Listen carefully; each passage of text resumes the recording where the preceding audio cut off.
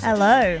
Thank you so much. Lovely to see everyone bright and early-ish on this day. And thank you so much. We got a relatively short panel here, only 30 minutes. So we're going to have to jump straight to it to make sure we get a chance to cover everything. For those who don't know, my name's Hazel Savage. I'm the VP of Music Intelligence at SoundCloud, and I'm going to throw to the panelists to introduce themselves. So we'll do names, jobs, where you work, and if you feel so obliged, your elevator pitch, as we used to call it. So Andrew, we'll start with you and we'll go down the line. Hi, I'm Andrew Beatty. I'm the co-CEO of BeatDap. We help fight fraud by identifying all the bad actors, malicious streaming, and sort of stream manipulation. So we work with a lot of distributors, streaming services like DSPs, and help them find all the bad actors and then reallocate money back to real artists. John Masopoulos, you heard about me, but we are a client of BeatDap, so we're a big fan. So anyway, you heard about me, CEO of Napster. Thanks. Hi, Iqbal Amir. Been in live entertainment for about 12 years. Currently the founder and CEO of All Access Anonymous. So we are building a hyper engagement tool for live entertainment fans and event organizers. Hi, my name is Ken Chung. I'm the vice chair of Our Song, a venture-backed startup that I co-found with Chris Lin, who found KKBox, which is the world's first streaming services, just 2 years before Spotify, and also John Legend, the singer and songwriter. And what we do is, basically, we are building what we call the world's first open license community, where digital creators can freely create, use, explore, collaborate, remix, song of one another, and then also get paid in this digital age. Okay, so we've really got the full gamut here of experience and also different ways that new Web3 technologies can be used. So in the panel description that you've all come along to see, there was elements talking about the disruption of these technologies in the industry as it pertains to music ownership, distribution, live events, and that kind of artist-to-fan connection. Everyone up on the stage does something slightly different.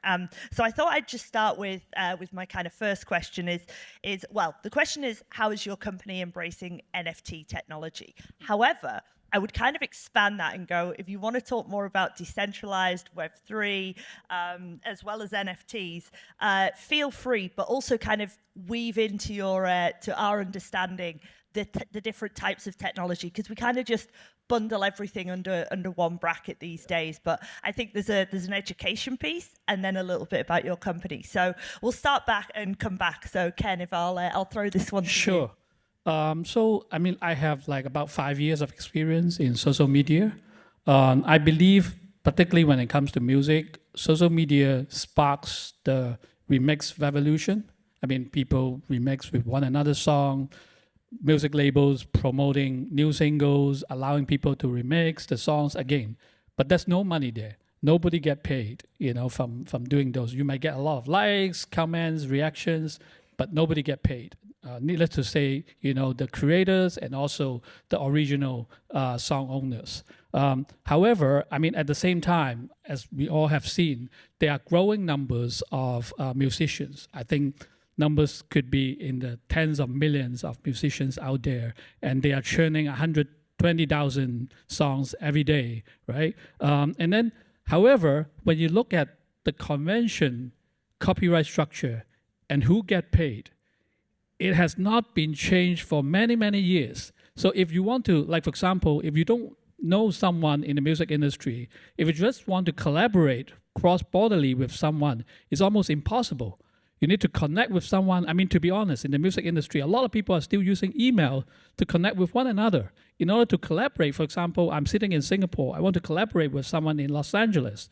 I may need to email someone, do you know that person who owned that song? Are you sure that he really owned the full right of that song? He might only own 30% or 70%. So this has been complicated for many, many years. So we know that it is a tough problem. But at Our Song, we are trying to tackle these problems. In fact, we envision a world where musicians can freely co-create and remix with one another and work with one another and get paid at the end of the day. And it will spark a new remix revolutions. Lovely. Thank you so much, Ken. And Iqbal, what about in your line of work? I mean, that's really nice and positive. I think mine is a bit more dark. Okay, prepare yourselves, everyone. I think live entertainment has a big problem. Basically, it's extremely difficult to monetize.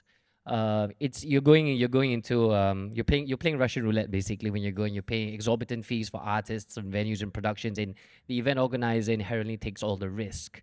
And sometimes they win, most of the time they lose.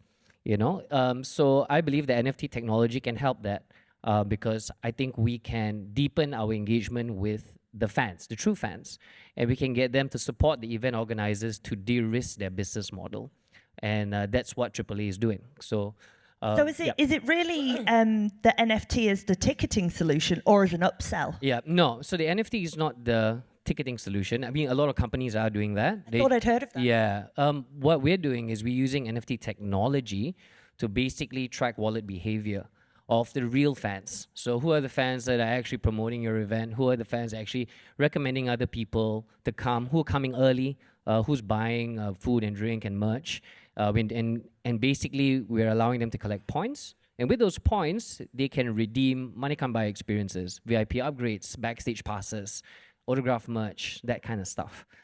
So we think that this is one way for event organizers to de-risk their business model and work with true fans that can help them basically sustain themselves and hopefully make money. So the NFT technology is in the center of that entire piece. Absolutely. Yeah. And John, I know we did just hear from you up on the stage, but of course, on the off chance someone's recording this and just streaming it solo, if you could give us the information again, that would be much appreciated. Yeah, I think I changed direction. So on the live side, I think the other insight in the music industry is that live has been unnecessarily separated from streaming and radio. So they're all unnecessarily separate.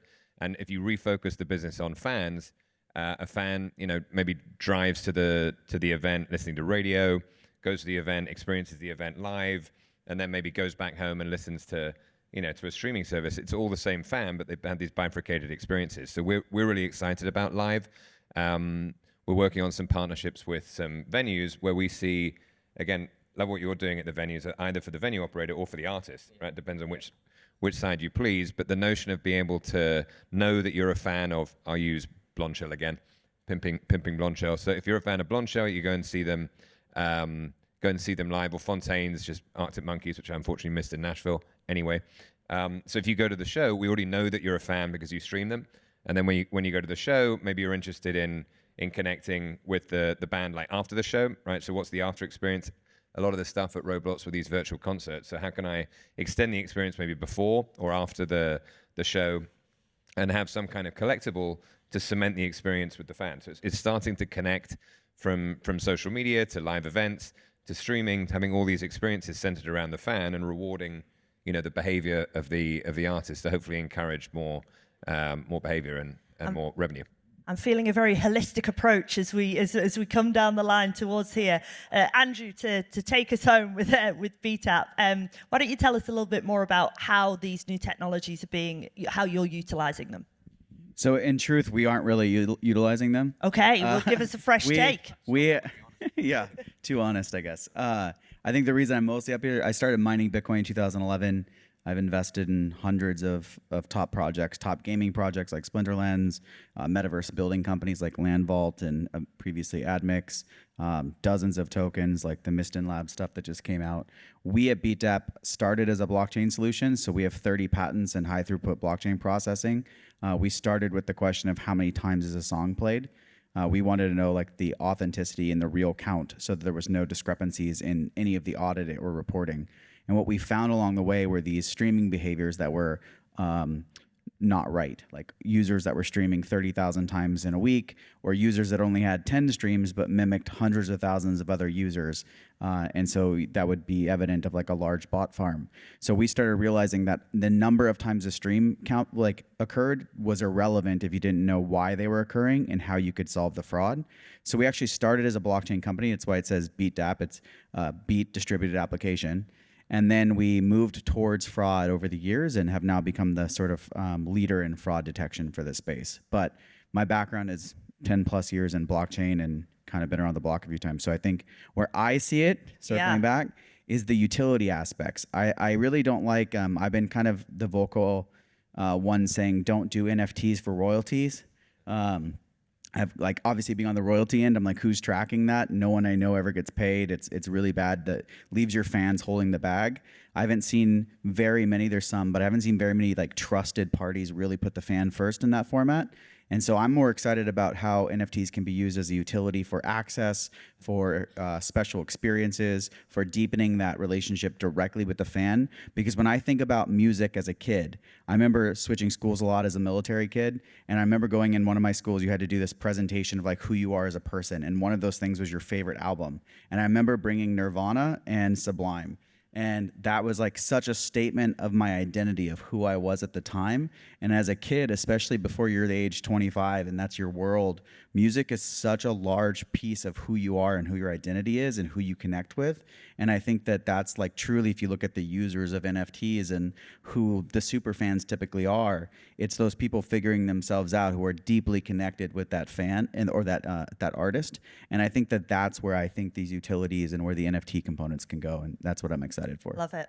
So Love it. if I can add one thing, so I 100% agree, and I think we can't leave the panel without sharing our first concert. I'll go. Mine was Genesis at Wembley Stadium. I think that social aspect is key, but also from a minting perspective, we bought mint songs that one of the leaders in the kind of NFT minting space, similar to what Sound is doing now. So we have that technology in house, and I think the NFT versus like the metaverse, what we call virtual economy, to parallel the two. So like with Lil Nas X, we had millions and millions of fans paying low ticket amounts, $1, $3, $5 for different digital goods that had utility to them. It was around self-expression. So we think low ticket items in terms of fandom where it's not labeled as an NFT. It's just, oh, I like, whatever, Sad Night Dynamite, another plug. And they've done something that I would like to have as a fan that's not generally available.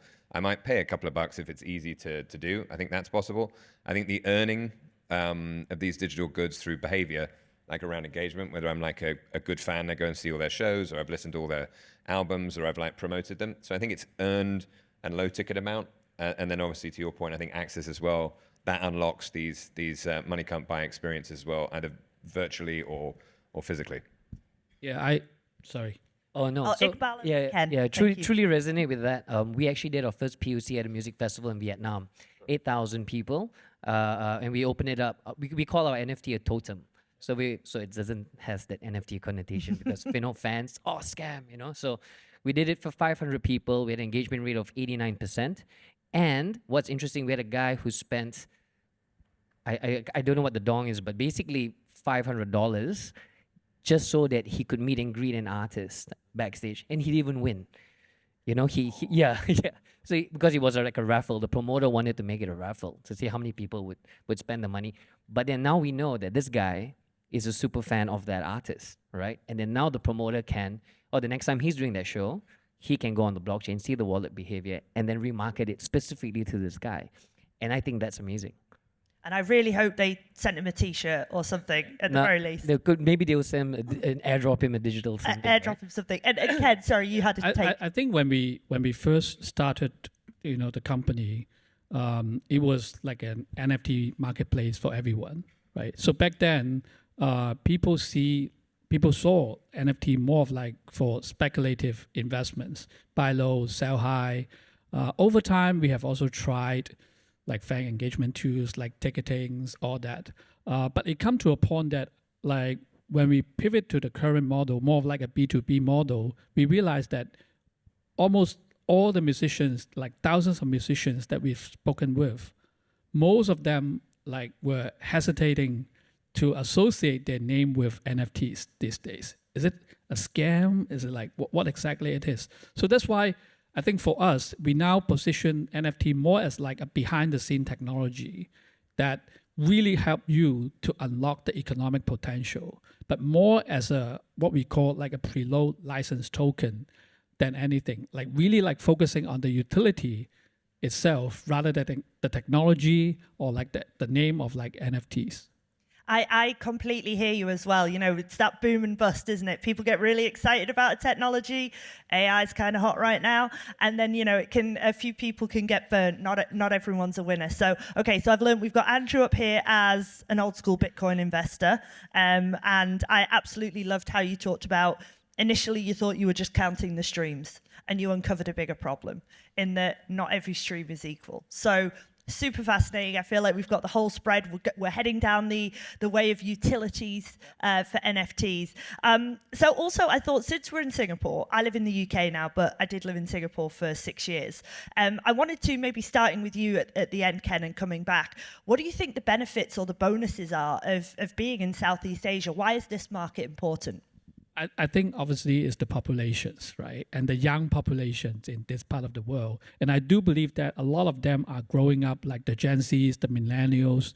They are growing up in this what we call like the remix, generations. And this generation like to collaborate, like to co-create, like to remix with one another. I think like this technology empower people to work with one another in a much easier way. I mean, like on our products, basically we see creators, say for example, in Singapore, works with musicians in the US, in Europe, in Africa, I think which we have not seen in the past. Absolutely. Iqbal, how's the live market here? I mean, I run a music festival out of a cruise ship in Singapore called It's the Ship. Like it's the shit, but it's the ship. And along the way, you can see a lot of support from Singapore. But also, I've built my relationships with a lot of live event organizers. So when I go out with AAA, I get an immediate feedback loop of what their problems are, try and solve it. And to date, we've signed 53 music festivals, independent music festivals, to come and use this solution. So Singapore has played a massive role in that because we're all friends. Let me put it that way. We're not like extremely competitive like the States. Yeah. That's nice. Nice to hear. John. Well, Aaron, what was your first concert? Sorry? What was your first ever concert? Actually, my first live concert that I went for was actually Incubus. There you go. Yeah. That's pretty cool. That's very cool. Cooler than Genesis. So, yeah, I think I started my career here again, as I mentioned before, working in Hong Kong and Tokyo and Singapore and Beijing. And so I love the region. I think a lot of the innovation we have at Napster carrier partners, we do a lot of work with SFR and Telefonica, who are all around the world, and some new carriers we're rolling out who have big presence in Asia. So I think the notion of the market out here, it's the focus for the music industry in general, because the developed markets are somewhat fully penetrated. So the emerging market opportunity with India, Indonesia, Southeast Asia, eventually someone will conquer China, I think is massive. And I think the young people and the openness to new business models to test out here, we're definitely considering Asia for some of the things I was talking about in the last chat, where there already is an openness. So the things you're mentioning, remix culture, and again, the super social apps out here started here and now are coming. Crazy Elon, with X, so they're coming later to the West. So I think that the openness for a lot of the business models and the innovation, I think, is already here. The culture is like a lot of young people collected, and they're not on a traditional service or a traditional model. So I think it's a very fertile region for innovation. Great take, love it. And Andrew, I'm excited to see Beat App here at Music Matters. All that matters. What matters to you? Wow. So I was trying not to do a really bad pun, then I'd said the word matters too many times. So what did you think was the focus of bringing Beat App to Singapore? Well, we come out here almost every year anyway. We work with a lot of Asian partners. We've been coming out here probably since 2018-19, so putting a lot of effort here. When we came out and met with partners originally, I said, look, like I realize there's a lot of tourists here, but we're here to stay, so we're going to make an effort to come here and show our face and really be part of the community here, not just sort of come once a year for a conference and leave. And so we spend a lot of time in Asia. We spend a lot of time trying to make our partners feel that we value them.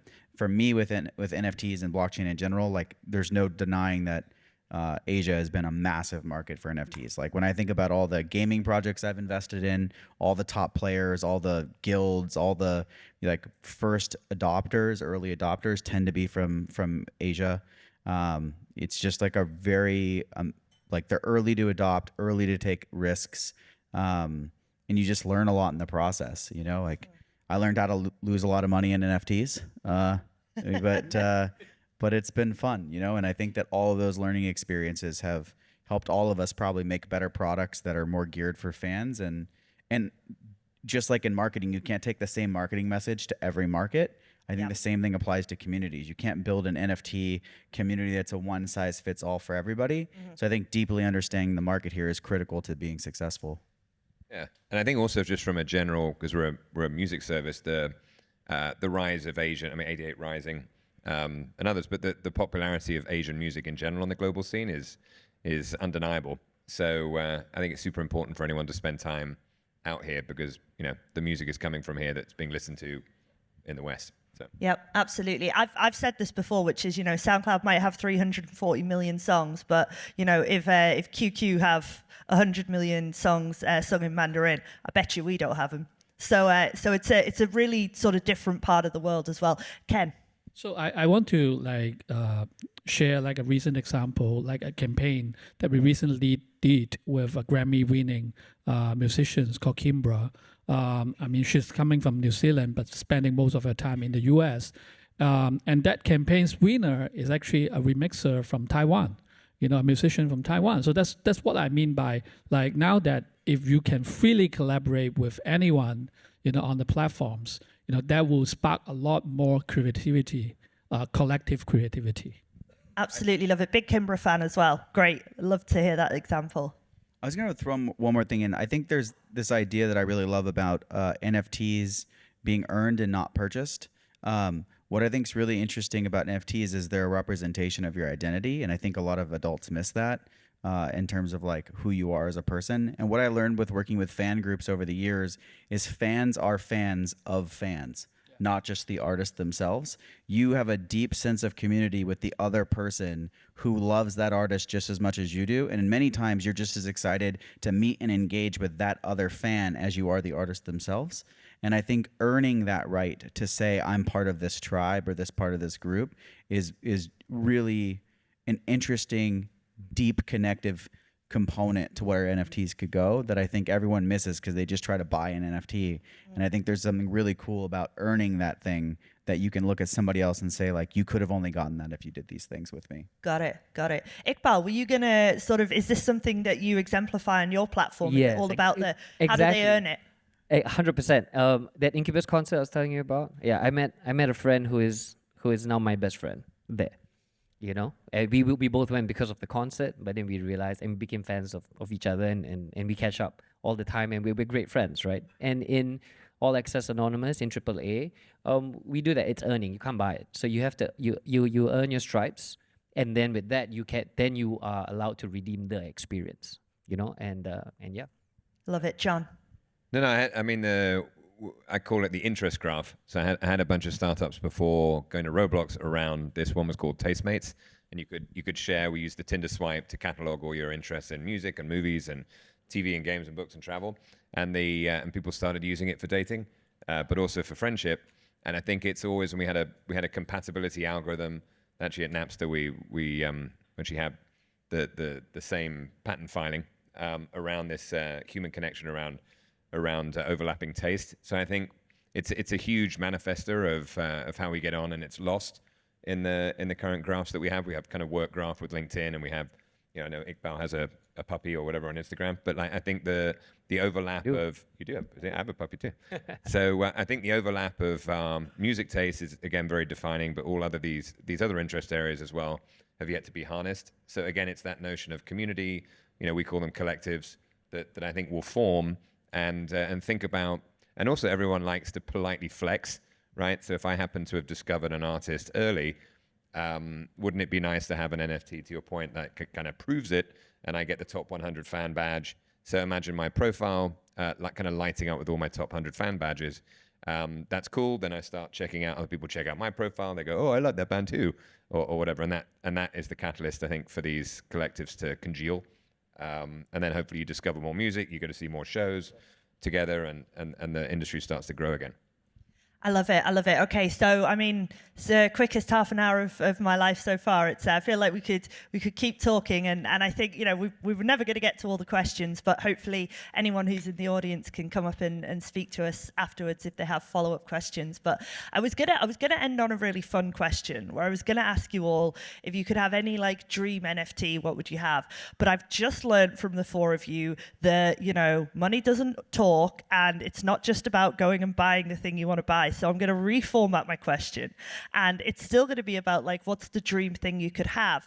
But maybe it's you don't come at it from the money or from the physical owning. It's about how the technology has brought this innovation. So kind of, Ken, where do you see us going? And if you could have kind of one thing, what would that be?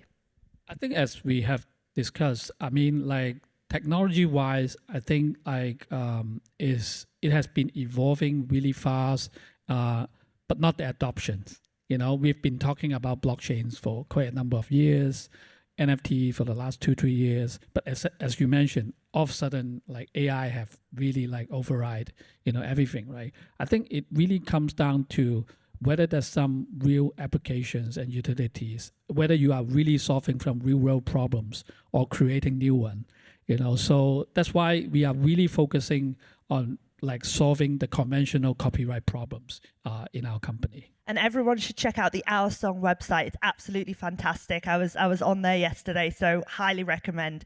Iqbal, what's that dream NFT? Okay. So the why?